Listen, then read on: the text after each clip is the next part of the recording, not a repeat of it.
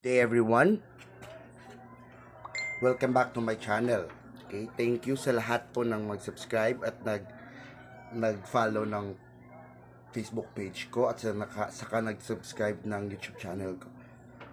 Okay, today po we will be answering problems in rational exponents. Okay, so we're done with simplifying the integer exponents, but don't you worry, the laws of exponents still applied here. Okay. So let's proceed. Simplify without negative and zero exponents. Okay, number one, you are given x to the power of negative 1 over 3 times x to the power of 1 half. So, again, since they have the same bases, you just only copy the base x. Okay? So, according to the law of exponent, if they have the same bases, you will add them. So, you will add the exponent, negative 1/3 plus 1 half. So what would be our answer there? Okay? By getting the LCD, because this is as an addition of the similar functions, you can have here x to the power of 6 divide 3, 2 times negative 1, it's negative 2. 6 divide 2 is 3 times 1, so plus 3. And that is equal to x to the negative 2 plus 3 is 1. So x to the power of 1/6. Okay? Simple as that. Okay. So this is just very simple. It's only that your exponents are rational, meaning fractions. Okay, so now let's proceed to number 2.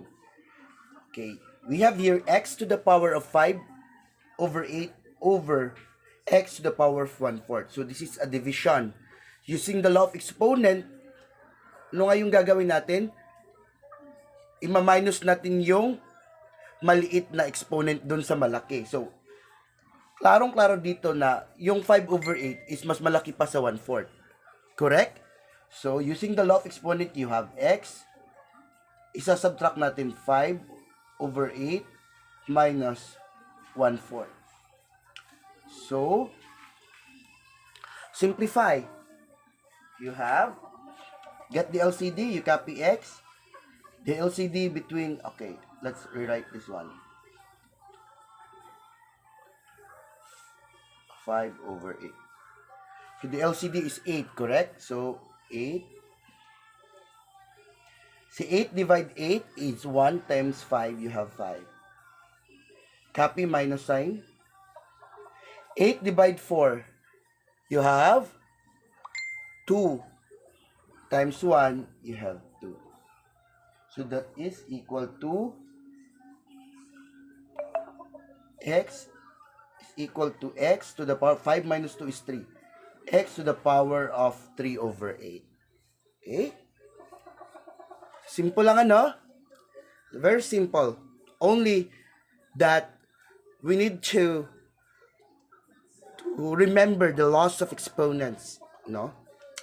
So number 3, we have y to the power of 6 raised to the 4/3 power. So according to the law of exponent again, you will just directly multiply the exponent. So in other words, we can have y 6 times 4 is 24 over 3. But we could still simplify 24 over 3, and that is y is equal to y to the power of 8. No, because 24 divide 3 is equal to 8. Simple as that. Okay, how about number 4?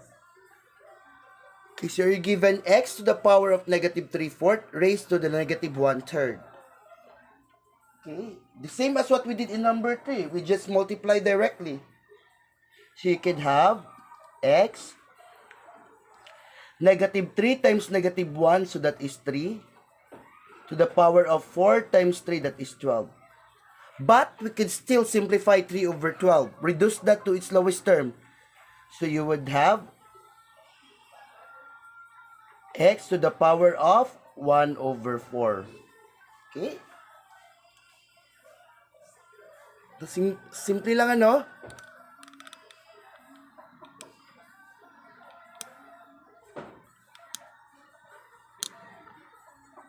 Okay. So, I will give you another examples para hindi mabitin, no? I know you have the idea on how to solve this, correct? So, I'll give you more examples. And I really hope, no, doon sa nakapag-follow ng page ko, you will try answer those exercises. Para nasa bahay lang naman kayo kasi pandemic eh. If you have some time, no, after playing ML or whatsoever, practice doon. I know mag-enjoy kayo na mag-solve, no? Okay. For example number 5, you have x to the negative 3/4 times x to the power of 5 over 6 times x to the power of negative 1/3. Okay. So, tatlong x yung i-multiply natin. Then again, as you observe, they have the same basis, correct? Which is x. So, we just copy x. X, then, ano nga yung gagawin natin? I-add lang natin yung mga exponents. So, negative 3 over 4 plus 5 over 6 minus 1 over 3. So, what is your answer? Okay. That is x to the power of negative 3 over 12. But still, we can still simplify 3 over 12, correct? So you have x to the power of negative 1/4. Now, are we through? Not yet, because dapat yung sagot natin without negative exponents.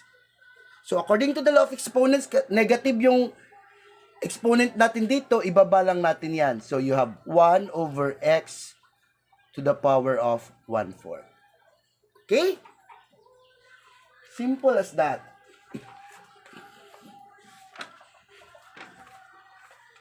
I hope may na-learn kayo. I'm sorry. Questions? Okay, ito. Another example. So you have y to the power of negative 3/4 over y to the power of 3/2 raised to the negative 1 over 9. Okay. Okay. Use the law of exponents. Anong gagawin natin? I-distribute natin sa exponent sa kada exponent sa taas at saka sa ibaba. Kuha nyo? Meaning, i-multiply natin itong exponent na negative 1 over 9 dito sa exponent sa numerator at saka dito din sa exponent ng denominator. So, you have here y, negative 3 times negative 1, you have 3 over 4 times 9, you have 36. All over y, 3 times negative 1 is negative 3 over 2 times 9, you have 18. So, are we through? Masisimplify pa natin yan. So, you have y. What is 3 over 36? That is 1 over 12. Ito dito. Y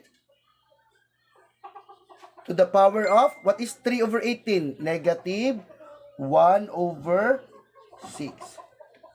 Okay. Now, dapat isang y lang yung ma-appear sa final answer natin. So, you have y over 1, y to the power of 1 over 12 over y to the power of negative 1/6. So, klarong-klaro na si 1/12 dito is mas malaki pa dito kasi negative ito eh. Correct? So, using the law of exponents, you have y to the power of 1 over 12 minus negative 1 over 6. Diba? Minus. Okay. So, patuloy tayo. You have y 1 over 12, negative times negative, so we need to remove the parentheses. You have plus 1 over 6. Then we add the fractions. So 1 over 12 plus 1 over 6, you have y to the power of 312. And what is y to the power of 312? That is y to the 1/4. Okay? I hope you learned something, and I know sa iba dito, sorry. Sorry, giagi ang iring. Karon ka lang, Ming. Iba dito, nagre-review na lang.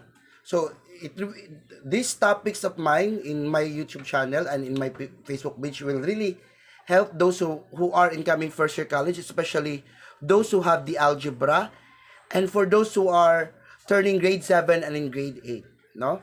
So, siguro po by next week, yung mga calculus na topics yung i-upload ko dito, kasi may mga calculus akong subject ngayon. Okay, salamat po. Please don't forget to share it to your friends, like my video, and please subscribe my channel. Salamat po, and amping sa tanan.